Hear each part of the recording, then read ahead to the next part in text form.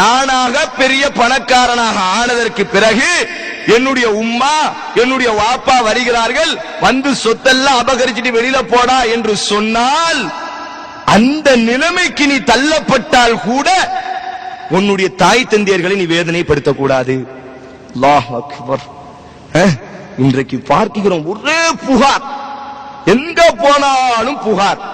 அத்தா ரஜுலுன், ஒரு மனிதர் ரசூலுல்லாஹ்விடத்திலே வருகிறார். யா ரசூலல்லாஹ், நான் அதிகமாக சம்பாதிக்கிறேன் யா ரசூலல்லாஹ், என்னுடைய தந்தைக்கு கொடுக்கிறேன். இன்னைக்கு தந்தையினுடைய மதிப்பு இல்லாம போயிட்டு, இந்த கண்ட நாடகங்கள் படங்களை பார்த்து பார்த்து செத்துட்டு உள்ளம் எல்லாம். இன்னைக்கு என்ன நினைப்பு, தந்தைனா ஏதோ பெத்து போட்டாரு, வளர்க்கணும், காசு தரணும், நம்ம பெசாட்டு வளரணும், எங்களுடைய வாழ்க்கையில அவர்கள் மூக்கை நுழைக்க கூடாது, நாங்களாக படிப்போம், நாங்களாக முன்னேறுவோம், எங்களுடைய வாழ்க்கையில் தலையிடக்கூடாது. இன்றைக்கு உள்ள மகன்களுடைய லட்சணம் எப்படி? தந்தை என்று சொன்னால் எங்களுடைய வாழ்க்கையில் எதுவும் பேசக்கூடாது, எங்களுடைய வாழ்க்கையில மூக்க நுழைக்க கூடாது, நீ ஏன் இதை செய்யற, நீ ஏன் இதை செய்யல என்று எந்த கேள்வியும் கேட்க கூடாது. தந்தைக்கு மதிப்பை பாருங்கள். அல்லாஹ்வுடைய தூதரிடத்திலே ஒரு சஹாபி வருகிறார். அத்தா ரஜுலுன், அபூதாவுதிலே வரக்கூடிய செய்தி, ஒரு மனிதர் அல்லாஹ்விடத்திலே வந்தார். சொன்னார், யா ரசூலல்லாஹ், நான் சம்பாதித்து சம்பாதித்து சம்பாதித்து என்னுடைய தந்தைக்கு கொடுக்கிறேன், என்னுடைய தந்தை அந்த சம்பாத்தியத்தை வீண் விரயம் செய்து கொண்டிருக்கிறார், இப்பொழுது நான் என்ன செய்ய யா ரசூலல்லாஹ்? என்னங்க, சம்பாதிச்சு சம்பாதிச்சு சம்பாதிச்சு நான் என் தந்தைக்கு கொட்டுறேன், அவர் என்ன செய்யறாரு, வீண் விரயம் செய்கிறார், யா ரசூலல்லாஹ், நான் என்ன செய்ய? அல்லாஹ்வுடைய தூதர் சொன்னார்கள், உன்னுடைய சம்பாத்தியமும் சரி நீயும் சரி, அதனுடைய முதல் உரிமை உன்னுடைய தந்தைக்கு தான். அவர் போக மிச்ச மீதியை வச்சிட்டு இருந்தால் நீயும் உன்னுடைய குடும்பம் அனுபவித்துக் கொள்ளுங்கள். அல்லாஹ் அக்பர். இன்றைக்கு தந்தை தாய்களுடைய மதிப்புகள் எல்லாம் இந்த பணத்தை சம்பாதிக்கக்கூடிய இந்த உலகத்திலே மறக்கப்பட்டதாக, மறக்கடிக்கப்பட்ட ஒரு சூழ்நிலையிலே வாழ்ந்து கொண்டிருக்கிறோம். அல்லாஹ் பேசுகிறான், அல்லாஹ் பேசுகிறான், ஒரு தாய் ஒரு தந்தை இடத்திலே எப்படி நடக்க வேண்டும், ஒரு மகன் ஒரு தாய் தந்தை இடத்திலே எப்படி ஒழுக்கமாக இருக்க வேண்டும் என்று அல்லாஹ் பேசுகிறான். சூரத்துல் இஸ்ரா, இந்த வசனத்தை நான் ஓதுறேன், ரொம்ப மட்டும் கேட்டிருப்பீங்க. இந்த வசனத்தை ஓதினதற்கு பிறகு என்னுடைய வாழ்க்கையிலோ உன்னுடைய வாழ்க்கையிலோ உங்களுடைய வாழ்க்கையிலோ நம்முடைய தாய் தந்தை இடத்திலே இப்படி நாம் நடந்திருக்கிறோமா? சூரத்துல் இஸ்ராவிலே அல்லாஹ் பேசுகிறான், வகதா ரப்புக், அல்லாஹ் விதியாக விதித்து விட்டான். அந்த இடத்துல அல்லாஹ் முசாரியா போடல, ஃபுல்லா மாதி முடிஞ்சிட்டு, அல்லாஹ் சர்ச்சுமன் முடிச்சிட்டான், எழுதி விட்டான், கட்டாயமாக அல்லாஹ் ஆக்கி விட்டான். வகதா ரப்புக், அல்லாஹ் தீர்ப்பாக உங்கள் மீது கட்டாயப்படுத்தி விட்டான். அல்லாஹ் தஅபுது இல்லா இய்யா, அல்லாஹ்வை தவிர வேற யாரையும் நீங்கள் வணங்கக்கூடாது. அதே சமயத்தில் வபில் வாலிதைனி இஹ்சானா, உங்களுடைய தாய் தந்தையரிடத்திலே நல்ல முறையில் நடக்க வேண்டும். நல்ல முறை என்றால் என்ன? அல்லாஹ் குர்ஆனோடு தொடர்பு இருக்கக்கூடிய அன்பர்களுக்கு தெரியும், தொழணும் என்றுதான் சொல்லுவான். தொழுகை அல்லாஹ் கற்று தந்திருக்கிறானா? தக்பீர் கட்டணும், நெஞ்சில கட்டணும், கையாட்டணும், இப்படி அல்லாஹ் எங்க கற்று தந்தானா? ஜகாத் கொடுக்கணும் என்றுதான் பேசுவான், ஜகாத்தை அல்லாஹ் கற்றுத்தர மாட்டான். ஹஜ் என்று பேசுவான், உம்ரா என்று பேசுவான், நோன்பு என்று பேசுவான். ஆனால் இந்த இடத்திலே ஒரு மகன் ஒரு தாய் தந்தை இடத்திலே எப்படி நடக்கணும் என்று அர்ஷினுடைய இறைவன் நமக்கு கற்றுத் தருகிறான். உன்னுடைய தாய் தந்தை இடத்திலே நல்ல முறையில் நடக்கணும். எப்படிப்பட்ட நல்ல முறை தெரியுமா? இம்மா யப்லு அன்ன இந்தகல் கிபர அஹதுஹுமா அவ் கிலாஹுமா ஃபலா தகுல் லஹுமா உஃப். அல்லாஹ் அக்பர்.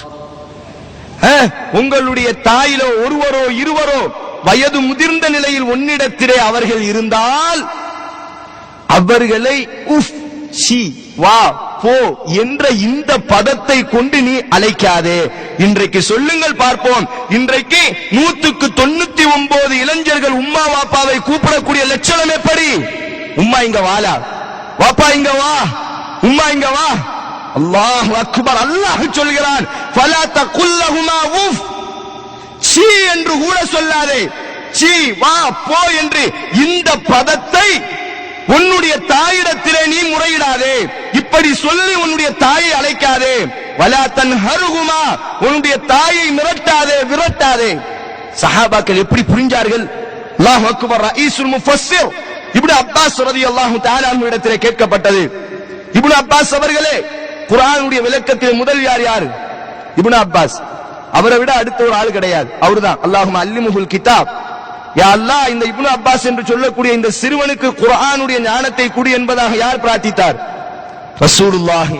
அந்த இப்னு அப்பாஸ் கேட்கப்பட்டுச்சு, இப்னு அப்பாஸ் அவர்களே, அல்லாஹ் பெற்றோரை வேதனைப்படுத்த கூடாது என்று சொல்கிறானே, இதனுடைய அர்த்தம் என்ன? இதனுடைய அர்த்தம் என்ன? சஹாபாக்கள் எப்படி புரிந்தார்கள்? சொன்னார்கள், இப்னு அப்பாஸ் ரலியல்லாஹு தஆலா அன்ஹு வர்தா, அல்லாஹு அக்பர். ஒரு மனிதன் இருக்கிறான், இவனுடைய இரண்டு பெற்றோர்கள் உட்கார்ந்து இருக்கிறார்கள். இந்த மனிதனுடைய ஆடையில் ஒரு சிறிய தூசி இருக்கும் பொழுது இந்த தூசியை பெற்றோருக்கு முன்னால் உதறினால் அந்த தூசி பெற்றோர்களுடைய முகத்திலோ உடலிலோ பட்டால் எந்த அளவுக்கு வேதனை ஏற்படுமையானால் அந்த வேதனையும் பெற்றோர்களுக்கு மாறு செய்தல் தான், பெற்றோர்களை வேதனைப்படுத்துவதுதான். என்ன சொன்னார்கள்?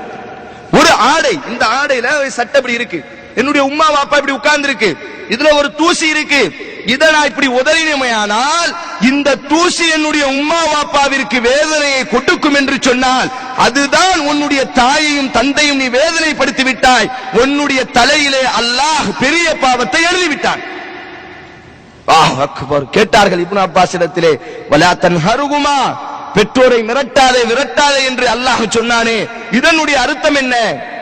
ஒரு அடிமை பெற்றோர் இடத்துல எப்படி பேசணும்? அல்லாஹ் அக்பர். இன்னைக்கு பிள்ளைகளோ பேசக்கூடிய லட்சணம் எப்படி இருக்கு? இன்னைக்கு மகன்கள் மகள்கள் உம்மா வாப்பாவிடத்தில் பேசக்கூடிய முறை எப்படி இருக்கிறது? இப்னு அப்பாஸ் கற்றுத் தருகிறார் எப்படி உம்மா வாப்பாட்ட பேசணும் பாருங்க. கேட்கிறாங்க, பெற்றோரை மிரட்டாத விரட்டாதன்னு சொல்லி அல்லாஹ் சொல்றானே, இதனுடைய அர்த்தம் என்ன? சொன்னார்கள் இப்னு அப்பாஸ், ஒரு அடிமை இருக்கிறான், ஒரு அடிமை. இந்த அடிமையினுடைய எஜமானன் ரொம்ப கரடு முரடானவன், ரொம்ப கோபக்காரன், ரொம்ப பயங்கரமானவன். இந்த அடிமைக்கு, இந்த எஜமானனுடைய அடிமை ஒரு தவறு செய்து விட்டால், புரியுதா உங்களுக்கு?